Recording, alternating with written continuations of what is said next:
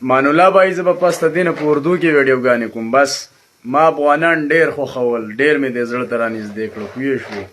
کال یو نیم کال هم ډېر د مینې خبرې وکړې، خو هغو چې بل کار ختم شو نو په ما پسې کنځلې کوي. زه اوس پنجابي شروع کوم، پنجابي او په اردو کې به ویډیوګانې کوم او مکمل داسې زبان شروع کوم چې د سره پې افغانیان پوهېږي نه. تعلیم د پنجابۍ اصیل وم اوس لکه را روانه زندګي نه ده. زه یم چې زه په پنجابۍ کې دغه وکړم. بس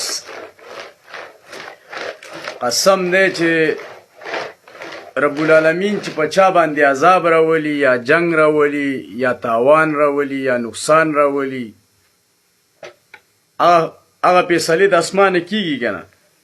او دا بعضې نیم خلک یې قابلو. رب العالمین په چا باندې ظلم نه کوي ښه، چې څنګه مخ هغه شان سپېړه. انما الاعمال بالنیات، هر سړي ته د خپل نیت فیصلې رسي. او زه دا وایم چې د دیو دا خویونه یي، دا نیتونه یي، که دیو په 50,000 کاله کې نور کامیاب شو نو زما خو به یا به زه مړ یم یا به ژوندی یم. وعلیکم سلام حضرت خان بھائی څنګه ښی؟ زما خوږه مشره لاریږم دنه ویلکم. زما دې په خدای قسم چې 50,000 کاله نور تیر شي او دا زمانه آباد شو نو زه خو بیا مړ یم. دا خبره په ریکارډ وساتئ او د هغه 50,000 کاله پس هغه کومه خلک چې راځي هغو ته زما دا خواست او درخواست دی چې دا 50,000 کاله پس کامیاب شو او دیو په خپلو خپو باندې وردېدو، راشئ زما په قبر باندې امتیازې وکئ.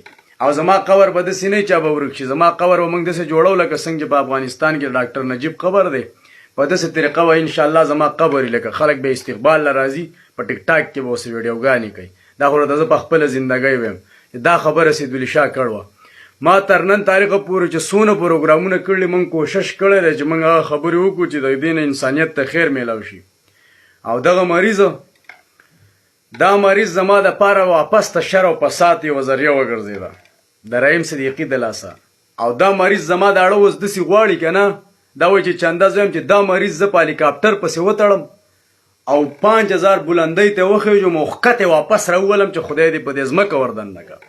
ولې چې زما نه په افغانستان کې له چا څه خفګانو نه په پاکستان کې خفګانو. موږ لاړو مریض له ما ته پته نه و چې دا د رحیم صدیقي پلار دی، هغه د هغه پلار و. نو دا زما غلطي خو نه وه. هغه راغی په خپل پلار باندې دونه غوسه شو. که دا د افغان په دغه باندې نو قسم دی چې افغانان تاسو راشئ په پاکستان کې چې څنګه په کیمپونو کې زندگی تیری، تاسو راشئ د هغو حال وګورئ. تاسو چې زموږ د وطن بد وایئ، تاسو چېرته راشئ د تورخم د باډر خواته د دې خپلو خلکو حال وګورئ.